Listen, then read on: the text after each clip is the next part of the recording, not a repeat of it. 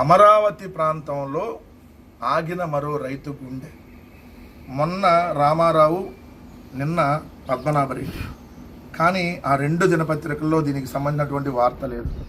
రైతుల దగ్గర భూమి మాత్రం కావాలి, ఆ రైతు చనిపోతే మాత్రం కనీసం వార్త కూడా ఆ రెండు పత్రికలు రాయలేదు.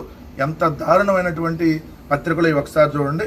ఇది కళ్ళ ముందే పంటలు ధ్వంసం చేసినటువంటి మొన్న పరిస్థితి చూసాం. అది తట్టుకోలేక ఆగిపోయినటువంటి రాజధాని రైతు గుండె.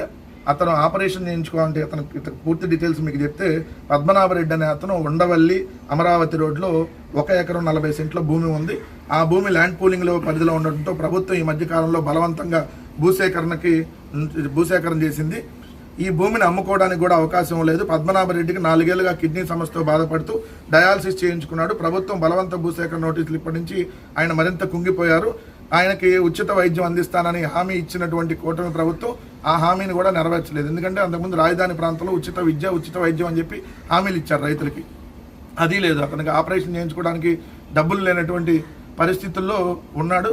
సో ఇప్పుడు భూమిని కూడా లాగేసుకునేటప్పటికి గుండె ఆగి చనిపోయినటువంటి పరిస్థితి. మరి ఇంకెంతమంది రైతుల్ని ఈ కూటమి ప్రభుత్వం పొట్టన పెట్టుకుంటుందో సమాధానం చెప్పాలి. ఎందుకంటే బలవంత భూసేకరణ ఏంది ఇష్టం లేకుండా ఆల్రెడీ కోర్టులో ఉండగా, కోర్టు సెలవులు ఉన్న టైంలో ఏదైతే బలవంతంగా భూములు సేకరించినటువంటి దుర్మార్గమైనటువంటి పరిస్థితి ఉంది. మరి రాజధాని దగ్గర భూములు ఇచ్చేటటువంటి రైతుల దగ్గర మాత్రం భూములు లాక్కుంటాం. బట్ ఆ రైతు చనిపోతే కనీసం వార్త కూడా వేయనటువంటి దుర్మార్గపు పత్రికలను ఈరోజు మనం చూస్తూ ఉన్నాం రాష్ట్రంలో.